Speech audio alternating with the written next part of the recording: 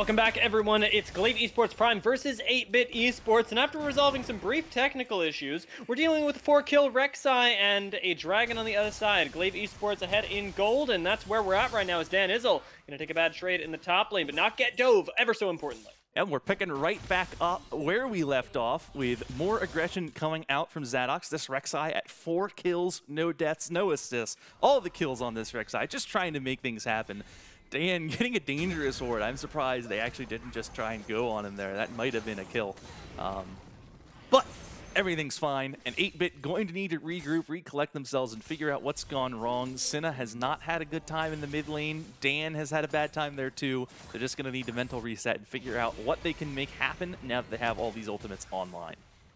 I want to see what happens off these resets. Dan Izzle, importantly, not taking his yet, but there's going to be likely the Prowler's Claw picked up for Zadox once he does end up deciding to spend his gold. And Dan Izzle should be getting pretty close to that Blade of the Ruined King, either this back or the next. Yep, and that should hopefully be a point in time where this Irelia has a stronger point. It's kind of an interesting thing is picking up a non-mythic. It's not something that we see many champions do.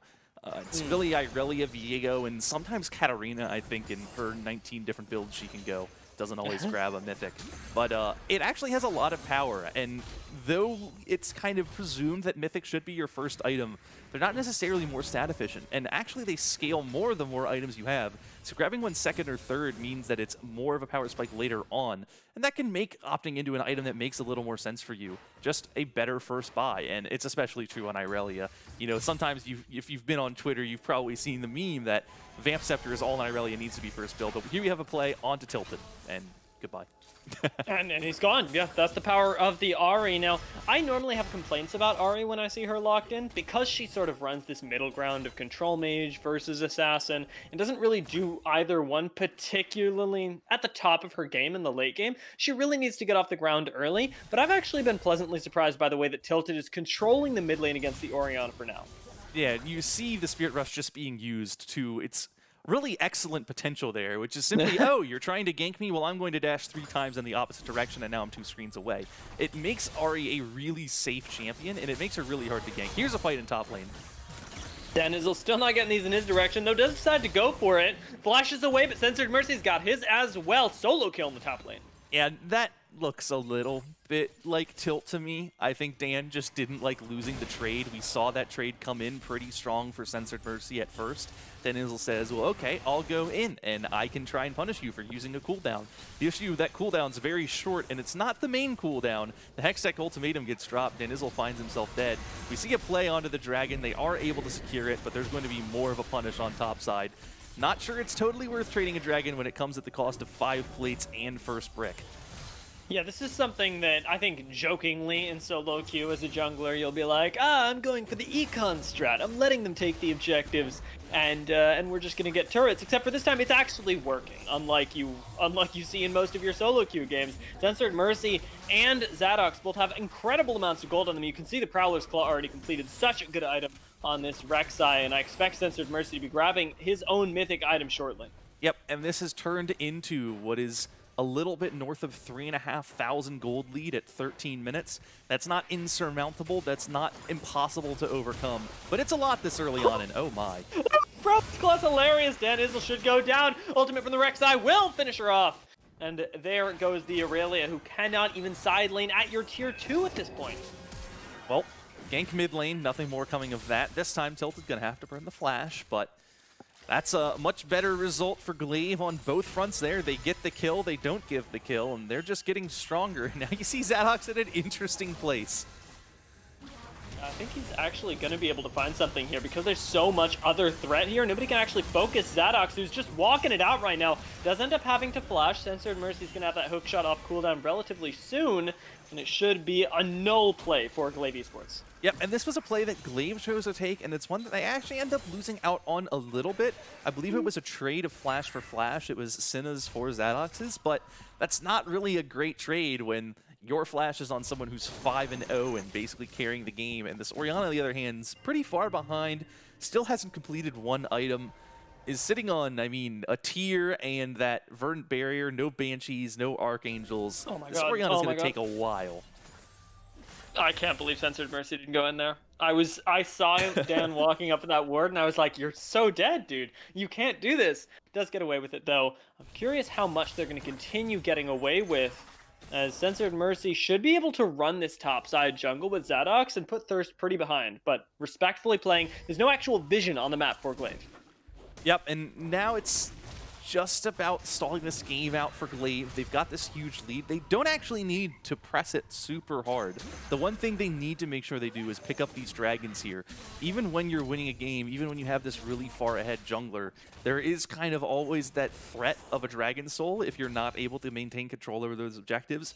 And this is kind of one of the double-edged swords of gambiting those dragons. It's absolutely worth it if you're getting kills, getting ahead, getting a ton of gold. And you can use that gold to secure future dragons. But if you know there's one misstep, if Zadox gets picked at any point in time with Dragon coming up soon, suddenly things get a little sketchier, and suddenly 8-Bit just need 1 out of 4 to get themselves to the soul. And it's an Ocean Soul, which is one of the more powerful and impactful souls in the game. Yeah, and really no control over the bot side here is actually even more telling for Glaive. I think that they're going to try and really just not make this about the Dragon Soul because you can't afford to mis-execute. Top side, you've got a lot more leeway. It seems like they're going to be able to take down Danizel one more time. Phoenix Man's even here for the backup. The game just isn't about bot side right now. And that Dragon Soul that is the win condition is only available every 5 minutes. Between those times, 8-Bit Esports are not getting anything done. Yeah, and that is kind of the cost for them, is they haven't sent support top. They haven't really had any jungle pressure in either top or mid lane. And so that means that all they have been able to do is pick up these dragons. And what good are dragons when you're down 2 turrets? When you're down 7 kills to nothing? You're just falling further and further behind, and you can say, well, we're working towards a soul, but if you lose the game before the soul happens, what good is the soul doing you, you know? Yeah, not worth much. I think we can very safely say his mid lane turret is worth quite a bit and does go down. We've got a 4K gold lead. Again, still not insurmountable for 8-Bit Esports there, but they've got to find some sort of way to make a team fight happen and then execute on it into this gold lead. Yeah, I mean, what you're looking for now is 8-Bit is behind and getting outscaled, which means they're going to need to start making riskier plays. They're going to need to start looking to find things that are a little lower percentage but could work out and swing the game back. And mostly what they're looking to do here is they just need to fish with Lilia and find a wombo. If you can get that Lilting Lullaby and then a Shockwave on top of the people who have been slept, you can immediately wipe everyone hit by that combo and erase them from the map.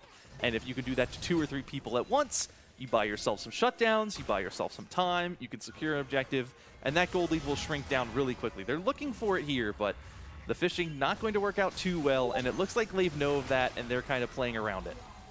And moreover, they know that they have to contest this dragon and that they get to all 5 members in here. Top lane, schmop lane. Nobody is there for this, and it seems like we're going to get the Galio Wombo combo here. Into the back line goes Censored Mercy, and still front line not actually being dealt with yet. Everybody's melting to Yuki Bunny, who, under absolutely no threat, gets to watch the back line disappear a mile away from him. Yep, and right now it's a 3-for-1, but here comes the rest of the dive. Censored Mercy going low, but that's an ace. Smite used not for the dragon, but for the Lilia. Yeah, and I mean, it's just a great fight from Glaive. They know they're stronger. They know that there's not much that they need to do to execute correctly. You know, it's press Camille R on the back line, press Galio R on top of that, and it all works like a charm. If Tilted gets focused down and killed, so what? You've got 4 other teammates. You've got the super fed Rek'Sai. You've got the Camille who's super far ahead. Neither of them ever in any threat. They're able to get in, find the kills that they want, win that fight, and then it's just clean up, mop up duty from there, complete the ace, secure the dragon, and if it was looking desperate before, it's getting even more for 8-Bit. Oh yeah, they are sweating right now, as well they should be, because the other thing that happened in that team fight was a lack of Yuki Bunny dying. Remember we talked about full committing into the faces of 8-Bit Esports? Well, they did that, and they didn't even lose their AD carry, who has no peel for himself for it. Yeah, it was only this Ahri instead. I think it was a bit of target selection, but not a great pattern if you're the side of 8-Bit. This Aphelios should be the most killable champion on the enemy team, so if you're not taking him down, you're right, Dia. That's a dangerous territory. That's where you really need to be a little worried. And Thirst kind of doing something a little sketchy there, not going to get punished for it, but you see turrets falling. We see a turret falling in bot lane, the push is on mid lane, the wave is not being farmed at top lane. Senna probably just going to die here. Yeah, you're side laning against Camille, right? Even if you get that shockwave off, which he does post-mortem, you're not going to be able to 1v1 this champion, who is remarkably far ahead. Tilted, though, could go down. Good flash gets him away. Yuki Bunny still alive, and the front line of Phoenix Main is impenetrable. Zadox, though, is going to certainly be penetrating some health bars. Thirst goes down to him as well. That's 2 free picks in this mid lane, and you cannot even touch the back line. And I mean, normally we're hesitant to call the game over, Dia. But at this point, I think, I regret to say it's a little over. I have seen crazier throws from my solo queue teams, but you're right. Glaive, they have certainly demonstrated that they know how to play out these individual stages of a game, right? They don't even call their top laner down. They're not NA ramming this. No, this is a team with good macro, and now with the gold lead, you're right. This game should be one for the books. And I mean, we saw it. It's the biggest threat is, even if ignoring, just discount the 804 Rek'Sai with more than half of the team's kills. We can forget about that for a moment. And just talk about Censored Mercy on this Camille. Just being on the same screen as that Camille, we looked at it and we said, huh, I think Senna's just going to die. And Senna gets popped like a balloon. And there just isn't an answer on 8-bit for that Camille. There's nothing that can be done. This Camille has scaled, has gotten items, is super far ahead, has so much turret gold in her pocket, and I mean, it just needs to be a huge misplay from Censored Mercy for anything to happen. Save on the charm. Big misplay, though, ultimately from Tilted. Could at least make it a little bit difficult for them. There's going to be a pick on a Phoenix main as well, and nobody's there. Right now, Censored Mercy and Zadox just joining. Sleep is used. Yep, and here's good counterplay from 8-bit. They might. Are they going for it? They're going. No. You don't actually kill Censored Mercy here. There's no way. But going under the tower is Calcite, and it's a big shockwave. They might have found their play, but the damage doesn't look like it's there. Goes Golden, does Thirst, saves his own life, and nobody's actually gone down on the side of 8-bit. They're juggling turret aggro like gods, and they get the ace on Glaive Esports. And I'm there. I guess I cursed it, Dia. As soon as I say the game's over and there's no coming back, what does 8-bit do? They find a couple picks, they find a dive, they make it happen. They trade 5 for 1 in their favor. They clean up all of those shutdowns. They turret dive, they take the mid turret, they make the play happen, and that is the throw. If you could throw, that was how it happened. It started with Tilted and Phoenix main going down. They didn't have this strong Camille and this strong Rek'Sai, and when you have 15 kills, and all of those kills are on those 2 champions, when you're taking a fight without them, you're so much weaker. That gold lead wasn't in that fight to start. By the time it showed up, they were so outnumbered. There were still some key ultimates on 8-bit. You saw the shockwave hit all 3 surviving members of Glaive. And from there, 8-bit ran the fight over. They juggled the aggro perfectly. They were able to get that turret. They're able to get themselves back in the game a little bit. It's still not saved, but at least it shows that there's a slimmer of hope.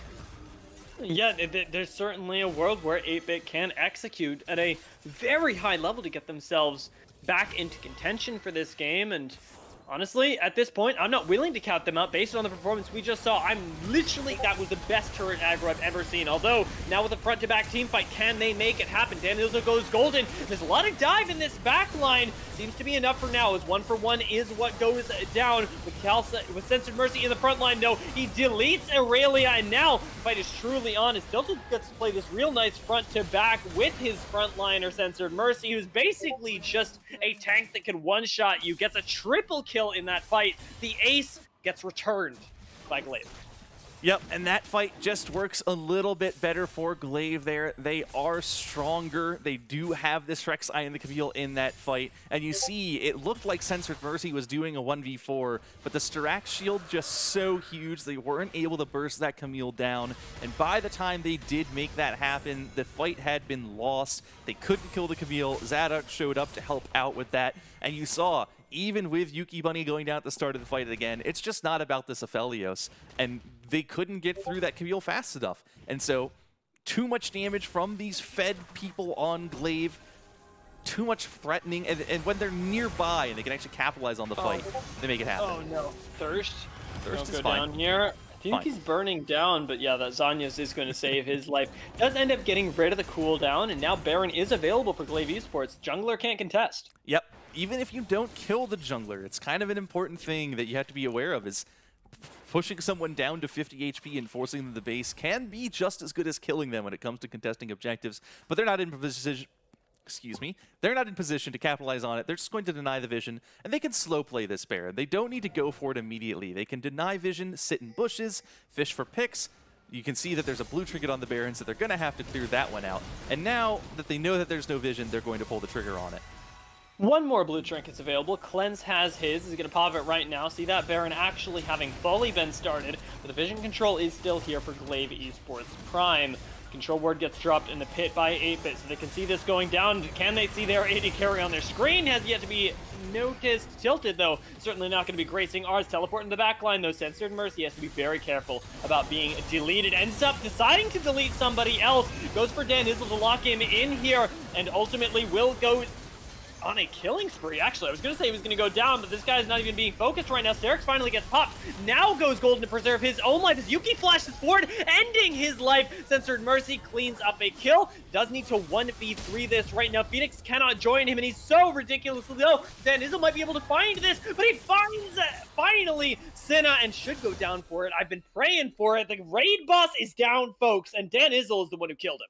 And that is another team fight win for 8-bit. It's not a huge win. They don't come out way on top, but they do pull out 4 kills to 3, and they just play that fight a little better. You see them picking off Tilted at the start of the fight. This Ahri just gets blown up, fishing for a pick onto the Leona, and though there's good damage onto Calcite, that's just a really dangerous game. Once the Ahri goes down, you see Censored Mercy teleport in, but way too far behind, and the fight just doesn't quite work out. The Camille isn't able to pop anyone, and has to go out of the fight, flash away, go golden to dodge away from the Tristana bomb damage, and with the Camille zoned so far out of the fight, the rest of Glaive just isn't able to make things happen. You see, Yuki Buddy, I mean, you call it out. The Felios flash in was just no good there. It was a flash to the death, and you can't be doing that when you should be playing around your Camille and Rek'Sai. No, these team fights have become much too split for Glaive Esports Prime, and what Aphelios wants to do, right, is front to back. They seem like it's not bothering them too much, though, as Glaive Esports are just going to start up this Baron once again, daring 8-bit to challenge them. Teleport in from Senna. They do actually end up wanting to take this team fight. We'll see in what manner they engage, as that's a big sleep onto 2 members. Phoenix main can't actually peel for Yuki Bunny. He's going to get deleted by Dan Izzle. But what is happening in your backline, folks? Galio's ult doesn't go off. The knockup is not there. But still, Zadok's incredibly strong right now. Is going to delete 2 members of 8-bit. Is looking for his 3rd. And the Rek'Sai, the Queen of the Void, is going to get a triple kill. Censored Mercy looking for a little bit of redemption. I want to call it redemption, actually, but realistically, he's just bullying Cena. Yeah, there is nothing that Orianna can do to a Camille with this much mobility, and that fight finally goes back in Glaive's way. You see Yuki Bunny going down at the start, but in return, it's Cleanse going down for 8-bit. And this Tristana just so much more important to 8-bit's damage output than the Aphelios is to Glaive's damage output. And so when these teams trade AD carries, suddenly Censored Mercy and Zadok's have so much less to worry about. They're able to start diving in recklessly. They're able to start making things happen. And so while Dan Izzle is diving in, finding a kill, finding a 3-man stun, and doing everything he can, it's just not quite enough to compete with the damage that the Camille Rek'Sai can pump out. It's not enough to make up for Cleanse going down at the start of the fight. And you see Glaive pick up an inhibitor. They aren't able to do the Baron because of their losses in the fight, but we see that they are not afraid to start that objective, and you know what? They might just run it again at some point. We do have a dragon to distract the teams, and then they might go right back, run it a 3rd time. Yeah, I mean, they can probably continue doing this and just coin flipping these fights, but they can't coin flip the one around Dragon. It's something we illustrated earlier. Both teams now would go up to Soul Point. Doesn't seem like 8-bit are really in position to contest, though, and so it should be an easy pickup for Glaive Esports Prime, moving themselves to basically 5 minutes until a win condition gets unleashed. Yeah, and I think Ocean Soul in a game like this, it has so much value. There's very little Grievous wounds on either team. In fact, I'm trying to look at the items on 8-bit. I don't think they have any at all. No, nothing. Perhaps not optimal, but there's not a ton of healing on the side of Glaive. And Glaive, similarly, I see a Chempunk Chainsword on the Camille, and an Executioner's calling on the Ophelia, so... But With no Grievous Wounds, that makes an Ocean Soul just overwhelming. If you can power through healing and you can just fight these fights, you can see even Yuki Bunny potentially staying alive for an extra second with the Ocean Soul. That will bring the game back to a point where I'm happy to call it over again, and then immediately get proven wrong again. And just like we predicted, here comes the Baron play again. Yeah, 8-Bit can, or they've shown us rather, that they can hyper-execute. They don't seem to be in position for it right now, though. Senna all the way in top lane, and Censored Mercy side laning against Dan Izzle is going to make you basically lose this no matter what. You see the aggro juggling from Glaive Esports Prime. They don't have to commit here. Well, the Ahri Charm just connects onto the Lily, and there she goes. Now they can commit. Yeah, suddenly with a pick, you don't have to be worried anymore. It's not even a 4v4. The Zadox does end up getting shut down. Dan Izzle in the bot lane is the one that really matters. Glaive Esports Prime are winning if they go even in this fight. If the fight never ends, they've already gotten the pick in the top lane, and they're winning the game as we speak. Camille is on the Nexus towers, and one at least will go down. While jungle, we're still seeing the same fiesta as always. I think Yuki Bunny might get a kill here. But does it matter if you have this Camille hitting the Nexus turrets? You see Calcite trying to hold on, trying to make something happen, but that's just a Leona. Leona can't do anything to Camille. Cleanse is here. Okay, Cleanse can do things to Camille. Can he do them fast enough? Seems like he will. There is a resurrection going on in the base, but that should be dealt with rather quickly. Gets a few more autos onto the Nexus, and 8-Bit Esports now, they, with all the Respond members, are going to be able to take a fight. I feel like this is my 4th grade birthday party, because 8-Bit Esports keep pulling rabbits out of hats. Phoenix Main's going to go down here. Last turret shot, last auto will follow him, and good God, they stay alive by the skin of their teeth. And that Nexus was going so low, but they were able to get the recalls in. They were able to get out to safety. They're able to kill that Camille, knocking on their open Nexus. And they win the fight because they reset and got health from their base, where Glaive did not. Now they get to turn their attention to the Baron. Thirst is here, but very low. Zadox is lurking nearby, going to go into the pit now. And oh, he goes in super early, but I think Zadox might just team wipe right now. Gets a double kill, and Cleanse has to heat himself out the back of this pit if he wants to survive. Zadox can keep this leash. Well done from Cleanse, but the flash over the wall, it does not matter. Triple kill solo to Zadox, and now a teleport into the base might just end the game. I have no doubt this is Sense of Mercy. What I do doubt is whether he can win this fight. It is a 1v2 right now. Isolates at least someone, but the guy doesn't care. He's an actual animal going for the end of the game, and I think he gets it here. Nexus goes down. What a legend, Censored Mercy. Can you win the fight? No. Can you end the game? Yeah. So why not end the game? What a way to close that game out. What a win for Glaive Esports. It looked a little sketchy. It looked a little dangerous, but they're able to pull it out. It's certainly not the cleanest game I've seen, but man, I mean, they win the fight on Baron. They get the 3 kills with an open Nexus. That is going to be a death sentence no matter what. And it's a hilarious way to end the game. It seems like, oh, the macro just wasn't there, and, you know, it's sort of a